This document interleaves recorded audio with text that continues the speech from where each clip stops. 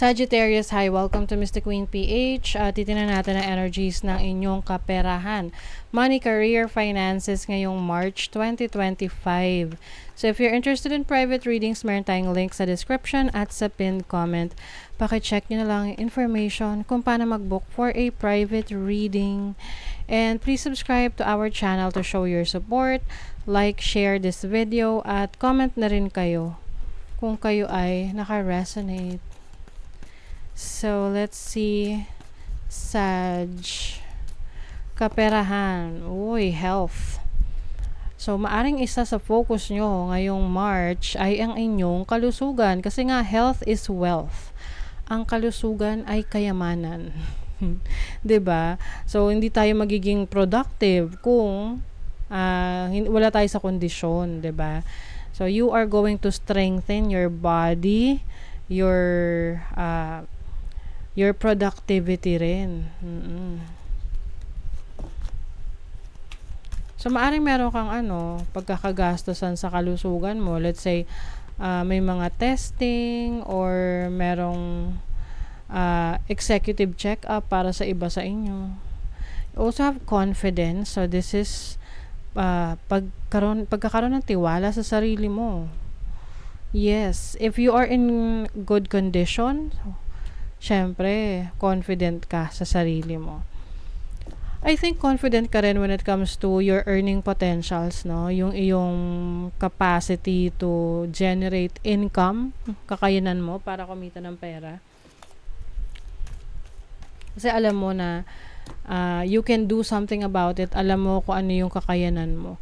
And with fertility here, this is about productivity. So, marami ka talagang kayang gawin. Marami kang matatapos na mga task. Marami kang mga ma-accomplish. Kasi 'di ba, minsan kahit busy tayo, hindi naman tayo productive eh. Pwede kang maging busy pero nanonood ka lang ng mga videos or busy ka na nagbabasa or anything na hindi naman ganun ka productive in a way, but you can be parang chill lang pero productive ka, 'di ba? So you're going to use your time wisely. Magiging wise ka sa paggamit ng iyong oras ngayong March. So let's see your overall energy. Uy, wow, ang ganda, Sagittarius. Overall energy nyo is success. This is triumph, tagumpay. This is after challenge, may tagumpay.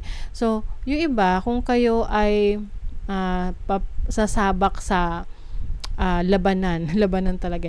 Yung parang competition, no? Halimbawa, meron kang sasali ka sa beauty contest, ganyan. So, mananalo ka, oo.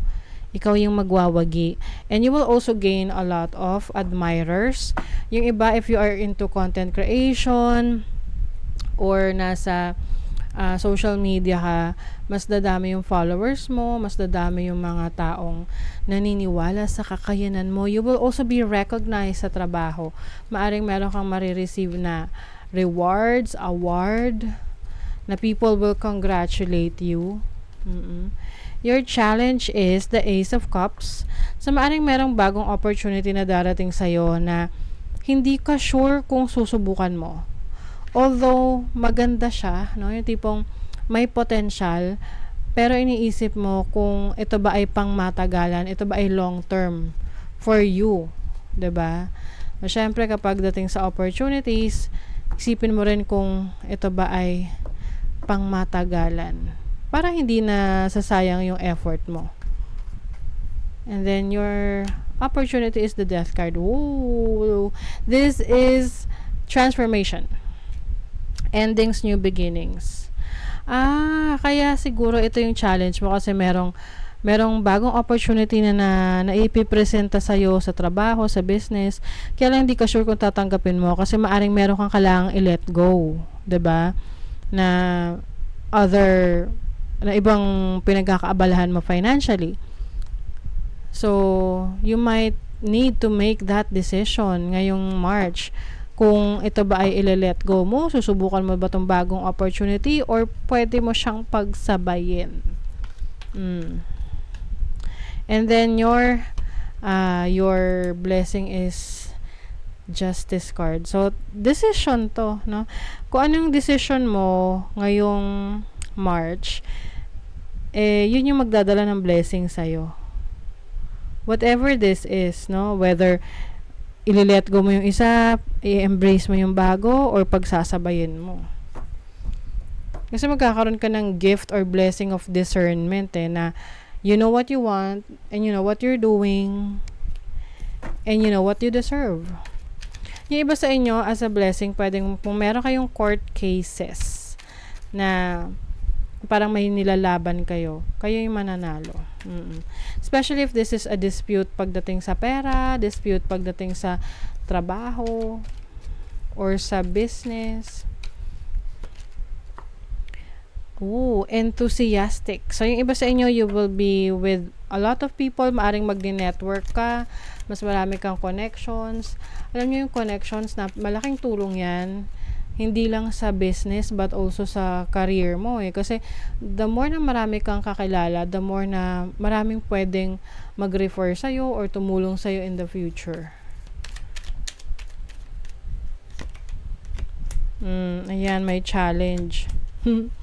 Yung iba, if you have plans of traveling ngayong March, possible na magkaroon ka ng challenge. Pwedeng it's either may nakalimutan ka o kaya medyo may aberya. So pag ganon, kalmahan mo lang yung sarili mo kasi the more na magpapanik ka, the more na magpapatong-patong yung problema. Okay? So ano lang, chill ka lang. You need to have this patience. Like for example, na-delay yung flight mo. O ang gagawin mo ba, magmumukmo ka ba? Mag-aaway ka ba? O, diba? Kalmahan mo lang yung sarili mo kasi isipin mo na lang na you are being protected. Kaya nade-delay yung flight mo. This can be in any type of exploration para sa iba. Okay. So, parang ito na yung sagot dun sa tinatanong natin sa inyo kung meron kayong ile-let go. Yung iba sa inyo, hindi nyo ile-let go. Pwedeng may pagsasabayin kayong opportunity. Oo. Because you feel like gusto nyong bigyan ng chance, pareho. Siguro nandun ka pa sa point na titingnan mo muna kung kaya mong i-handle, kaya mong i-manage. Kasi kung kaya naman, di yun na yung pagpapatuloy mo. Pero kung hindi, that's the time na magle-let go ka nung isa. Halimbawa, may 9 to 5 job ka, regular job, tapos may business ka. Pagsasabayin mo yun. O kaya, side gig. Maraming ganyan na mayroon silang regular job, tapos on the side, meron silang ginagawa. That can be something creative sa kanila, na may income. Tapos, eventually, nakita nila na mas kumikita yung creative nila na income. So, yun na yung time na nile-let go na nila yung isa, yung regular job, para makapag-focus dun sa ibang source of income na mas worth it. Oh, ang ganda. May blessings. Unexpected fortune. Oh, may biglaang pera na darating sa inyo. Can be in any way or shape or form. So, go with the flow. Things may not go according to your plans, but there is something better for you to come. Just let it be. So, ito yung sinasabi ko sa inyo na kung maka-experience man kayo ng problema, ng aberya, especially in traveling or pagdating sa pera, kung sa tingin nyo wala na kayong magagawa sa sitwasyon na yun, hayaan nyo lang. Kasi mas-stress lang kayo. 'Di ba?